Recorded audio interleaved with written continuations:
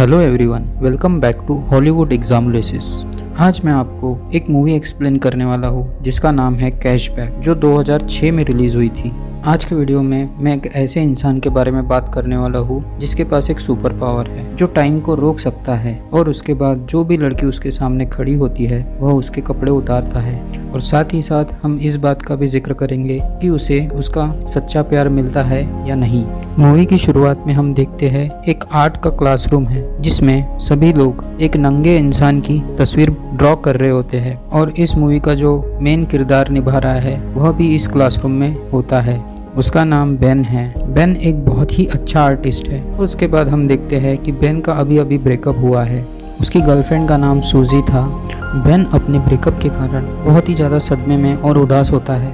वो किसी भी चीज़ पे कंसंट्रेट नहीं कर पाता और वो इंसोमिनिया से सफ़र कर रहा है, और इसी कारण वो रात को सो नहीं पाता। वो पिछली कुछ रातों से रात भर जाग रहा है, और एक दिन वो कुछ चीज़ें खरीदने के लिए सुपरमार्केट जाता है। वहाँ उसे एक पोस्टर दिखता है। उस पे लिखा होता है कि उन्हें वहाँ कुछ वर्कर्स की ज़रूरत है जो नाइट शिफ्ट में काम कर सके, और फिर बेन उस स्टोर में नाइट शिफ्ट में काम करने लगता है। वहाँ 4 और लोग भी काम करते हैं। उसमें से एक लड़की है, उसका नाम शेरॉन है, और 2 लड़के हैं जिनका नाम मैट और बेरी है। और ये दोनों बहुत ज़्यादा हंसी मजाक करने वाले नॉटी किस्म के लड़के हैं। वे हरदम लेडीज़ कस्टमर की ट्रॉली में एडल्ट टॉयज डाल देते हैं, और जब वह लेडी कस्टमर बिलिंग काउंटर पे चेकआउट कर रही होती है तो वह उन लेडी कस्टमर का रिएक्शन देख के मज़ा लेते हैं। पर फिर भी कुछ लेडी कस्टमर वो एडल्ट टॉय बाय कर लेती है।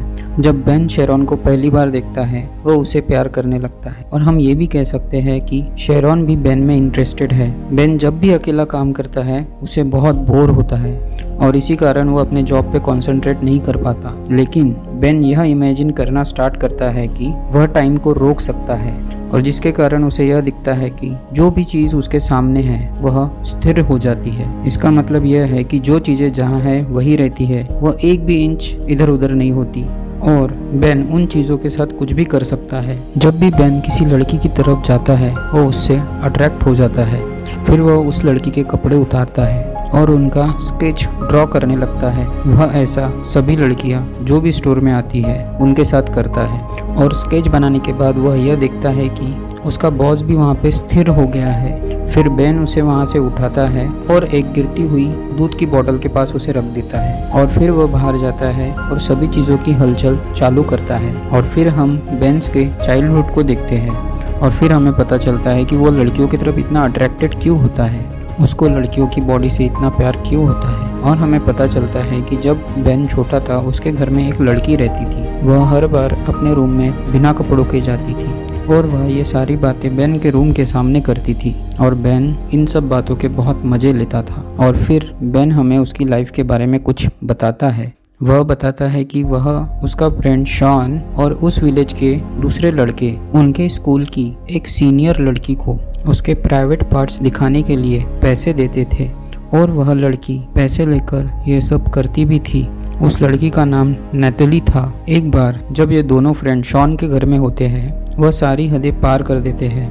वह दोनों एडल्ट मैगजीन्स पढ़ते हैं जो कि शॉन के पेरेंट्स की होती है। फिर अचानक शॉन की मॉम वहाँ आ जाती है और वह उस रूम से भाग जाते हैं, और वह मैगजीन्स वहीं पे रख देते हैं। जब शॉन की मॉम उन्हें सजा दे रही होती है वह देखती है कि दोनों के पेनिस बहुत हार्ड हो चुके हैं। फिर वह दोनों बच्चे अपने शोल्डर ऐसे हिलाते हैं जैसे कि उन्होंने कुछ किया ही नहीं। अगले सीन में हम देखते हैं बेन अपने कलीग के साथ, जिसमें उसका बॉस भी है, एक फुटबॉल मैच खेलने जाता है। उनके अगेंस्ट एक टीम भी होती है। बेन और उसकी टीम मैच जीतने की बहुत कोशिश करते हैं, लेकिन वो हर मैच हार जाते हैं। और फिर एक प्लेयर बेन की बॉस की तरफ बॉल पास करता है और वह बॉल उसको लग जाती है। फिर बेन टाइम को फ्रीज करता है और रेस्ट रूम में जाता है और एक ड्रिंक पीता है, और वहाँ उसे एक लड़का दिखता है जो टाइम फ्रीज होने के बावजूद भी हिल सकता है। लेकिन बेन उसका चेहरा नहीं देख पाता और वह लड़का बाहर भाग जाता है। फिर बेन यह रियलाइज करता है कि कुछ लोग ऐसे हैं जो टाइम फ्रीज करने के बावजूद भी हिल सकते हैं, और जब वो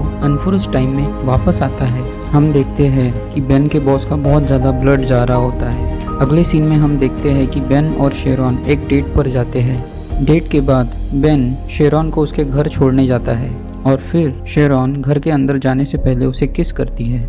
अगले सीन में हम मैट और बेरी को देखते हैं। उनके सामने कैश काउंटर पर एक हॉट लड़की खड़ी होती है और वह एडल्ट टॉय खुद होकर परचेस करती है। जब मैट और बैरी यह देखते हैं, उनका रिएक्शन ऐसे होता है जैसे कि वह एडल्ट टॉयज वह लड़की ने उनके लिए ही खरीदे हैं। और अगले सीन में हम देखते हैं कि बेन का बॉस मैच हारने का गम भुलाने के लिए अपनी बर्थडे पार्टी रखता है और उसमें वह अपने पूरे स्टाफ और कुछ पर्सनल गेस्ट को इनवाइट करता है। फिर शेरॉन बेन को पार्टी को उसकी डेट समझकर ज्वाइन करने के लिए कहती है और शेरॉन उसे हाँ करता है। अगले सीन में हम देखते हैं कि मैट और बैरी आर्ट गैलरी के ऑनर के रूप में बेन को कॉल लगाते हैं और उसे एक अपॉइंटमेंट देते हैं और उसे ऑफिस में बुलाते हैं और उसे उसकी सारी पेंटिंग्स भी लाने के लिए कहते हैं। बेन यह सारी बातें पार्टी में अंदर जाने से पहले शेरॉन को बताता है। फिर वह पार्टी में जाते हैं और फिर वह देखते हैं कि इस पार्टी में बहुत से लोग आए हैं। उसके बॉस ने स्ट्रिपर्स को भी इनवाइट किया है और बेन इस स्ट्रिपर को जानता है और बेन जब स्ट्रिपर को देखता है थोड़ा चिंतित हो जाता है। उस स्ट्रिपर का नाम नेतली है। वह वही लड़की है जिसे बेन और शॉन उसके प्राइवेट स्पॉट देखने के लिए पैसे देते थे। बेन की एक्स गर्लफ्रेंड भी इस पार्टी में मौजूद होती है जिसका नाम सूजी है, जिसने इस मूवी की शुरुआत में बेन के साथ ब्रेकअप किया था और अब सूजी बेन के बॉस के भाई की गर्लफ्रेंड है और इसीलिए वह इस पार्टी में इनवाइटेड है। सूजी बेन को उनके पास्ट के बारे में सॉरी बोलती है और फिर वो बेन को किस करती है। बेन को कुछ समझ में नहीं आ रहा होता है कि ये सब क्या चल रहा होता है, इसलिए वो सूजी को पीछे धकेलता है। शेरॉन बेन के साथ डांस करना चाहती है और वह उसे ढूंढ रही होती है और फिर सूजी और बेन को किस करते हुए देखती है। फिर वो बेन पे गुस्सा हो जाती है और पार्टी छोड़ के चली जाती है। बेन उसे पार्टी छोड़कर जाते हुए देखता है और फिर से टाइम को फ्रीज कर देता है क्योंकि वो टाइम को रिवर्स नहीं कर सकता, इसीलिए वह टाइम को फ्रीज कर देता है। कुछ समय बाद वो टाइम को अनफ्रीज कर देता है और फिर शेरॉन पार्टी छोड़ के चली जाती है। अगली रात बेन शेरॉन के घर उसे सॉरी बोलने के लिए जाता है, लेकिन जब शेरॉन दरवाजा खोलती है वह उस पर बहुत गुस्सा होती है। वह बेन पर बहुत चिल्लाती भी है और उसे वहां से चले जाने के लिए भी कहती है और दरवाजा बंद कर देती है। अगले दिन जब बेन स्टोर में जाता है तो यह देखता है कि शेरॉन की चेयर खाली है। इसका मतलब शेरॉन ने बेन के कारण जॉब छोड़ दिया है। बेन इन सब बातों के कारण बहुत चिंतित होता है, लेकिन उसे फिर याद आता है कि उसे आर्ट गैलरी जाना है। उसे पता नहीं होता है कि बैरी और मैट ने उसके साथ प्रैंक किया है और वह आर्ट गैलरी चले जाता है। फिर आर्ट गैलरी का मालिक उससे कहता है मैंने तो आपको इनवाइट नहीं किया, लेकिन तुम अब यहाँ आ ही गए हो, तुम मुझे अपनी ड्राइंग दिखा सकते हो। और जब आर्ट गैलरी का मालिक ये सारी ड्राइंग दिखता है तो वह बेन से बहुत ज़्यादा इम्प्रेस्ड हो जाता है और फिर वह बेन की ड्राइंग्स के लिए एक एग्जीबिशन भी रखता है। और फिर बेन घर वापस आ जाता है और उसकी आर्ट गैलरी के एग्जीबिशन का एक इनविटेशन कार्ड शेरॉन को भेजता है। जब शेरॉन एग्जीबिशन में आती है वह सारी पेंटिंग्स देखकर बहुत सरप्राइज हो जाती है क्योंकि वह सारी पेंटिंग्स उसी की होती है।